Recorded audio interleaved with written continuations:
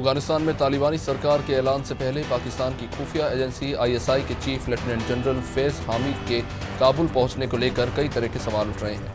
इस बीच अफगानिस्तान की पूर्व सांसद मरियम सुलाइमनखील ने कहा कि आईएसआई चीफ काबुल इसलिए पहुंचे हैं ताकि आतंकी संगठन हक्कानी नेटवर्क के नेता को तालिबानी सरकार का प्रमुख बनवा सके। साउथ कोरिया का नया एयरक्राफ्ट कैरियर ब्रिटेन के क्वीन एलिजाबेथ एयरक्राफ्ट का छोटा रूप हो सकता है। Korean company Hyundai Heavy Industry ने British defence contractor Babcock International के साथ मेमोरेंडम पर हस्ताक्षर किए हैं। दोनों कंपनियां मिलकर साउथ कोरिया के हल्के एयरक्राफ्ट कैरियर पर काम करेंगी। भारत से तुर्की जाने की प्लानिंग कर रहे लोगों के लिए राहत भरी खबर है। अब भारतीय यात्रियों की तुर्की जाने पर 10 दिन क्वारंटाइन नहीं रहना होगा। तुर्की की सरकार ने वैक्सीनेटेड यात्रियों को छूट देने का ऐलान किया है। हालांकि ये राहत उन यात्रियों को ही दी जाएगी जिन्होंने विश्व स्वास्थ्य संगठन या तुर्की सरकार की अप्रूव्ड वैक्सीन लगवाई है। अफगानिस्तान के मुद्दे पर पाकिस्तान ने एक बार फिर दुनिया को वार्निंग दी है। विदेश मंत्री शाह महमूद कुरैशी ने कहा कि दुनिया अफगानिस्तान को इस मुश्किल वक्त में अकेला ना छोड़े, क्योंकि इसके गंभीर और खतरनाक नतीजे सामने आ सकते हैं। उन्होंने इस मसले पर अमेरिकी रवैये को भी गैर जिम्मेदाराना करार दिया है।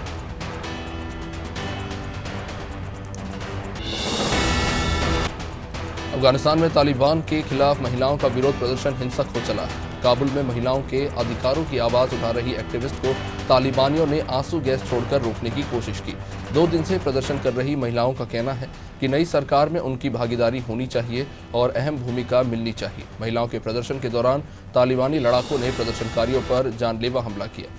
वहीं ब्रिटेन की वैक्सीन एडवाइजरी बॉडी ने 12 से 15 साल के स्वस्थ बच्चों को कोरोना का टीका लगाने की मंजूरी देने से इनकार कर दिया है। इस समय दुनिया भर में बच्चों पर कोरोना के खतरे का अंदेशा जताया जा रहा है। भारत में भी ये माना जा रहा है कि अगली लहर सबसे ज्यादा बच्चों को ही प्रभावित करेगी।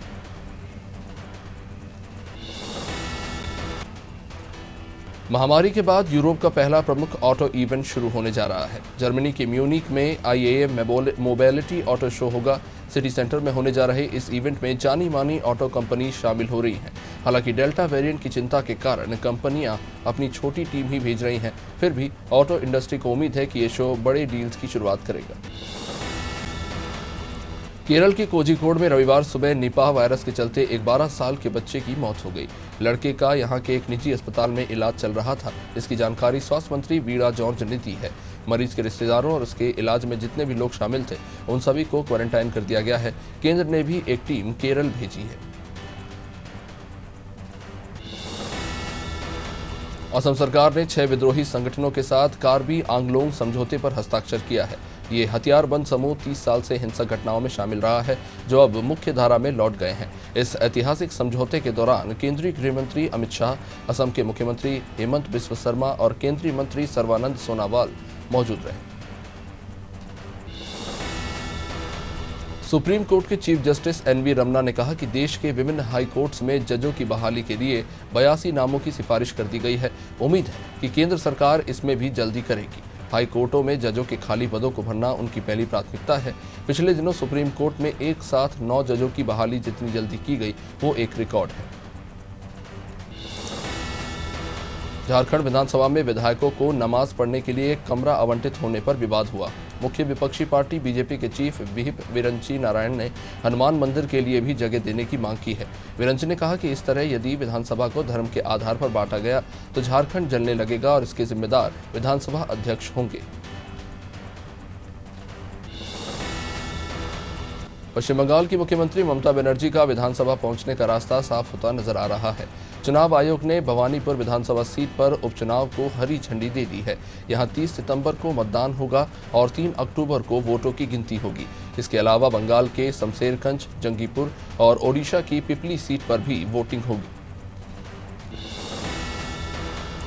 मुंबई महानगर पालिका के प्रयास के बाद मुंबई देश का पहला ऐसा जिला बन गया है जहां 1 करोड़ से भी ज्यादा लोगों का वैक्सीनेशन हुआ है। कोविन पोर्टल पर अपलोड किए गए आंकड़ों के अनुसार शुक्रवार तक यहां 1,63,457 लोगों को कोरोना का टीका लगा है, जिनमें से करीब 28 लाख लोगों को दोनों डोज लग चुके हैं। देश में कोरोना के आंकड़े तीसरी लहर शुरू होने का संकेत दे रहे हैं। लगातार कोरोना के आंकड़े बढ़ते जा रहे हैं। शनिवार तक देश में एक्टिव केसेस की संख्या 4 लाख के पार जा पहुंची है। 7 अगस्त के बाद पहली बार ऐसा हुआ है कि देश में कोरोना के 4 लाख एक्टिव केसेस पाए गए।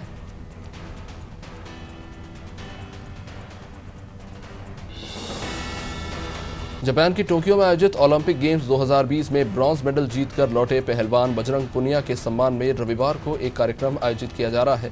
ये सम्मान समारोह बजरंग के पैतृक गांव झज्जर जिले के खुड्डन में आयोजित होगा। समारोह में शिरकत करने के लिए प्रदेश के मुख्यमंत्री मनोहर लाल खट्टर भी पहुंचेंगे।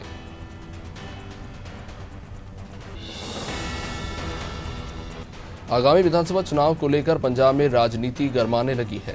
पंजाब में सबसे बड़ा मुद्दा केंद्र के खेती सुधार कानून और उसका विरोध कर रहे किसान है, जिसको लेकर अब शिरोमणि अकाली दल बादल के प्रधान और पूर्व डिप्टी सीएम सुखबीर बादल और कांग्रेस सरकार के सीएम कैप्टन अमरिंदर सिंह भी आमने सामने हो गए हैं। दिल्ली यूनिवर्सिटी के स्नातक कोर्स में दाखिले के लिए बीते 4 वर्षों में सबसे कम आवेदन पहुंचे हैं।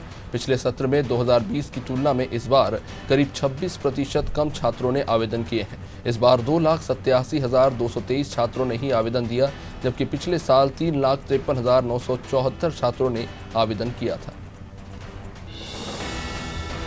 राष्ट्रीय स्वयंसेवक संघ से जुड़ी मैगजीन ने अपने नए एडिशन में देश की बड़ी आईटी कंपनी इंफोसिस पर गंभीर आरोप लगाए हैं। इसमें यह कहा गया है कि इंफोसिस एंटी नेशनल ताकतों से जुड़ी है और नक्सलों और वामपंथियों और टुकड़े टुकड़े गैंग की सहयोगी है।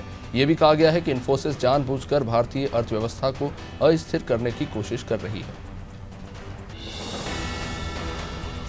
गुजरात के कांडला से यूपी के गोरखपुर तक एलपीजी गैस लाइन बिछाई जा रही है। ये लाइन भोपाल जिले के कई गांवों से होकर गुजरेगी। पाइपलाइन बिछाने का काम जारी है, लेकिन अभी खेतों में फसलें खड़ी हैं जो उजड़ रही हैं और इन गांवों के किसानों ने सरकार से मुआवजा मांगा है। किसानों ने मांग उठाई है कि पहले खड़ी फसलों का मुआवजा मिले, उसके बाद ही पाइपलाइन बिछाने का काम हो। मध्य प्रदेश में एमबीबीएस के छात्रों को अब आरएसएस के विचार पढ़ाए जाएंगे। मेडिकल छात्रों के फाउंडेशन कोर्स में इसे जोड़ा जा रहा है। इसमें देश के विचारकों के सिद्धांत और वैल्यू बेस्ड मेडिकल एजुकेशन को शामिल किया जाएगा। बदलाव के लिए महर्षि चरक, आचार्य सुश्रुत के साथ कई महापुरुषों के नाम शामिल किए गए हैं। अपने बयानों से चर्चा में रहने वाले पूर्व सीएम दिग्विजय सिंह के भाई और चाचौड़ा विधायक लक्ष्मण सिंह ने एक बार फिर से कुछ विवादित कह दिया है। इस बार उन्होंने कलेक्टर को अपशब्द कहे हैं। दरअसल लक्ष्मण सिंह महंगाई के मुद्दे पर मधुसूदनगढ़ में निकाली गई पदयात्रा को लिखित अनुमति न देने पर भड़क गए और इसी दौरान उन्होंने ये आपत्तिजनक बयान दिया।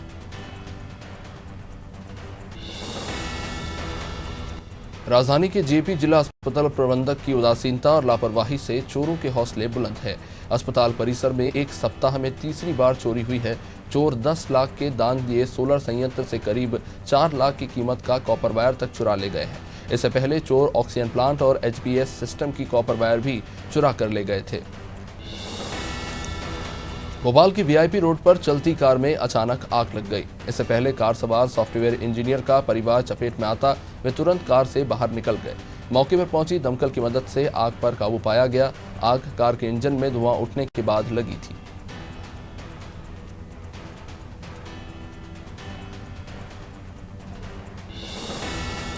भोपाल के दानिशनगर में बदहाल सड़कों को लेकर महिलाएं, बच्चे और बुजुर्ग भी बारिश के बीच सड़क पर विरोध करने उतर गए। महिलाओं ने सज धज कर सड़क पर रैंप वॉक किया तो वे बच्चों और बुजुर्गों ने गुस्सा देखने को मिला। आपको बता दें कि मुख्यमंत्री शिवराज सिंह चौहान हाल ही में बदहाल सड़कों को लेकर जिम्मेदार अफसरों को फटकार लगा चुके हैं, फिर भी क्षेत्र में कोई बदलाव देखने को नहीं मिल रहा। हटा में जिला शिक्षा एवं प्रशिक्षण संस्थान के प्राचार्य KL तंतुवाई के विदाई समारोह का आयोजन हुआ। इस समारोह में प्रशिक्षार्थियों को संबोधित करते हुए प्रशिक्षण की सफल बनाने की बात हुई। साथ ही तंतुवाई के जीवन से सभी को परिचित कराया गया। विदाई समारोह में स्थानीय विधायक, डायट प्राचार्य सहित बड़ी संख्या में लोग उपस्थित रहे। पूर्व सीएम कमलनाथ कल बड़वानी में आम सभा में शामिल होंगे, जहां प्रदेश के नेमावर और नीमच में हुई घटनाओं को लेकर विरोध जताया जाएगा। कार्यक्रम को लेकर कांग्रेस नेताओं ने तैयारियों का जायजा लिया, तो वहीं जिला कांग्रेस अध्यक्ष ने प्रदेश में आदिवासियों पर हो रहे अत्याचारों के खिलाफ सरकार को आड़े हाथों लिया।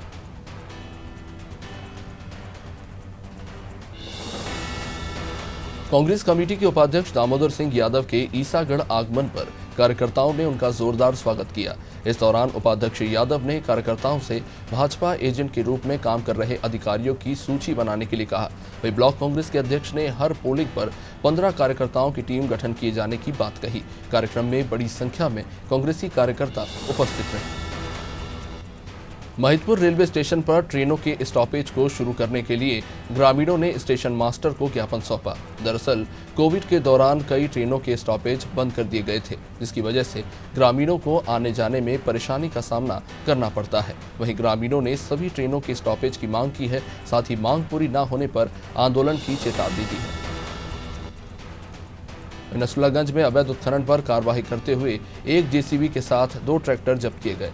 दरअसल माइनिंग विभाग को ग्राम सिंहपुर नदी पर अवैध रूप से बजरी निकालने की जानकारी मिली थी। इस पर कार्रवाई करते हुए सभी वाहन को लाड़कुई कृषि उपज मंडी प्रांगण में खड़ा किया गया।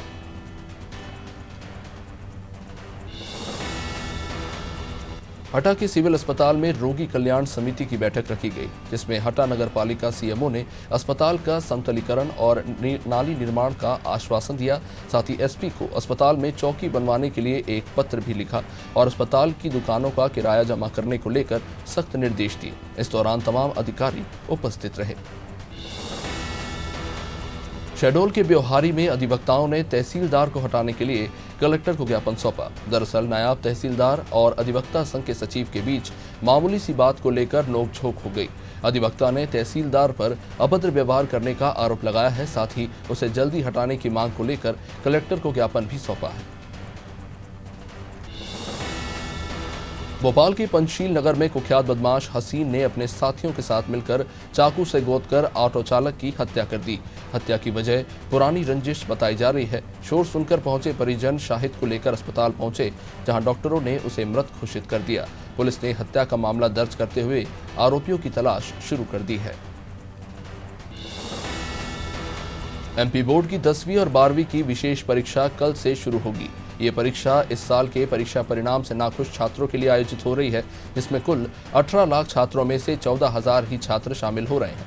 खास बात यह है कि 10वीं में कुल 9,000 छात्रों में से मुरैना, भिंड, सतना और ग्वालियर से ही 4,500 छात्र बैठ रहे हैं, जबकि भोपाल और इंदौर के 700 छात्र इसमें शामिल हैं। भोपाल के बीना और इटारसी के बीच ट्रेन 130 से 180 किलोमीटर प्रति घंटा की स्पीड से चल सकती है। इसके लिए आरडीएसओ ने भोपाल और कोटा मंडल पर अधिकतम 180 किलोमीटर प्रति घंटे की हाई स्पीड पर ट्रायल भी किया है, जो कि सफल रहा। भोपाल मंडल के इटारसी, भोपाल और भोपाल बीना सेक्शन और कोटा मंडल के कोटा, नागदा और कोटा मथुरा सेक्शन में इसे शामिल किया गया है। मध्य प्रदेश पश्चिम क्षेत्र बिजली कंपनी ने मालवा निमाड़ के सभी 111 निकायों में QR कोड से ही मीटर रीडिंग अनिवार्य कर दी है। ऐसे में करीब 19 लाख उपभोक्ता हैं, जिनके यहां लगे मीटरों की रीडर अब QR कोड से होगी। इसमें समय की बचत के साथ साथ काम में भी तेजी आने के साथ पारदर्शिता भी रहेगी। मुख्यमंत्री भूपेश बघेल ने राज्य कर्मचारियों के महंगाई भत्ते में 5% वृद्धि की घोषणा की है। हालांकि कर्मचारी संगठन महंगाई भत्ते को 16% बढ़ाकर 28% भत्ते की मांग कर रहा है। सरकार का ये दावा है कि इस फैसले से प्रदेश के 4 लाख से भी अधिक कर्मचारियों और 1,25,000 पेंशनरों को फायदा होगा। महंगाई भत्ते से इस वृद्धि से सरकार को 1,020 करोड़ का अतिरिक्त खर्च बढ़ेगा। रायपुर के महिला आयोग के दफ्तर में डॉक्टर की पिटाई के विरोध में अंबेडकर अस्पताल के जूनियर डॉक्टर्स ने काली पट्टी लगाकर काम किया। अस्पताल कैंपस के बाहर डॉक्टर्स ने नारेबाजी भी की। डॉक्टर प्रेम ने बताया कि इसके बाद भी यदि मारपीट करने वालों के खिलाफ कार्रवाई नहीं होती है तो जूनियर डॉक्टर्स ने हड़ताल पर जाने का मन बना लिया है। सभी काम बंद कर देंगे। मुख्यमंत्री भूपेश बघेल के पिता नंद कुमार बघेल के खिलाफ रायपुर के डीडी नगर थाने में केस दर्ज हुआ है। सर्व ब्राह्मण समाज की शिकायत पर यह केस दर्ज किया गया है। नंद कुमार पर सामाजिक द्वेष पैदा करने का आरोप लगा है। इस मामले में मुख्यमंत्री बघेल ने दावा किया है कि वो अपने पिता नंद कुमार बघेल के खिलाफ कानूनी कार्रवाई कराएंगे। बिलासपुर में मैट्रिमोनियल साइट की आड़ में ठगी करने वाले गिरोह के 5 सदस्यों को गिरफ्तार किया गया। इनमें सरगना और 3 लड़कियां भी शामिल हैं। पुलिस ने आरोपियों के कब्जे से 55,000 रुपए के साथ साथ सिम कार्ड, 13 मोबाइल और लैपटॉप के साथ कुछ दस्तावेज समेत कई ATM कार्ड जब्त किए हैं।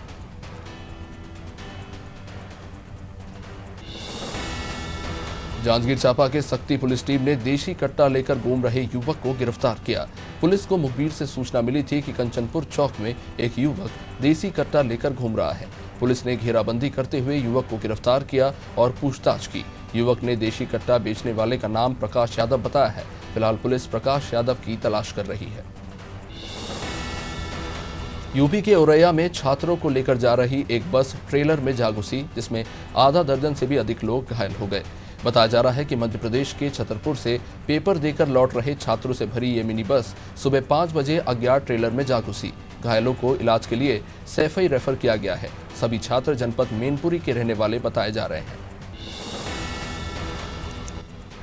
अंबेडकर नगर में सरयू नदी ने उफान पर है। जिले के करीब 10 गांव भयंकर बाढ़ की चपेट में आ गए हैं।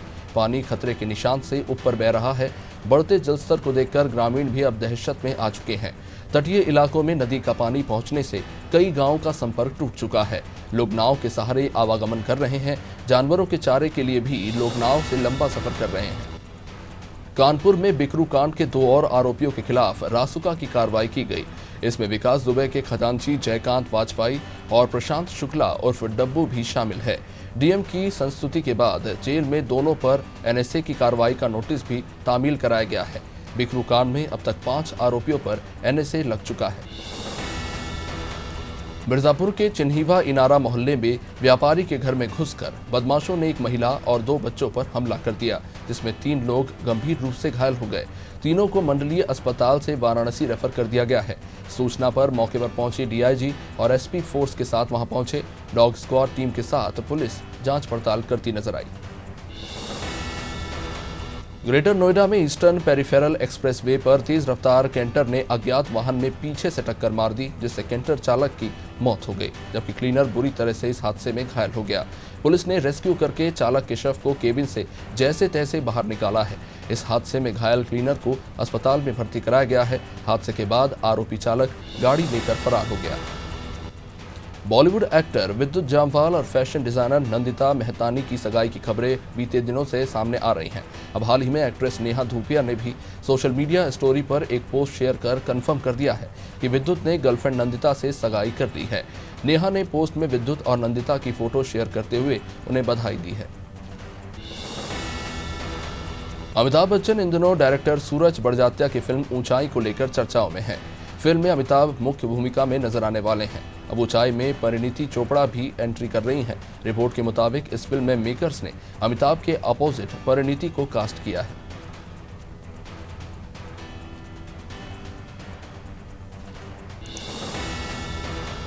सिंगर और एक्टर दिलजीत सिंह दोसांझ के प्रशंसकों के लिए एक खुशखबरी है।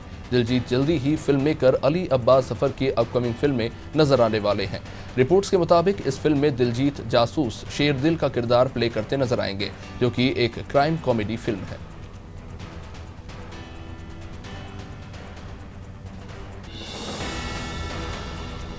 टोक्यो पैरालंपिक में भारत को बैडमिंटन में दूसरा गोल्ड मेडल मिला। SH6 कैटेगरी में कृष्णा नागर ने भारत को 5वां गोल्ड मेडल दिलवाया है। नागर ने फाइनल में हांगकांग के चू मान केई को हराकर ये जीत हासिल की है। आपको बता दें कि पैरा ओलंपिक में ये भारत का अब तक का सर्वश्रेष्ठ प्रदर्शन रहा है। पैरालंपिक में भारत का प्रतिनिधित्व कर रहे नोएडा के डीएम सुहास यथिराज ने सिल्वर मेडल जीता। सुहास ने यह मेडल SL4 कैटेगरी में जीता है। प्रधानमंत्री ने डीएम सुहास की जीत को खेल और प्रशासन का बेहतर मेल बताया। उन्होंने सोशल मीडिया पर पोस्ट लिखकर मेडल जीतने की बधाई दी।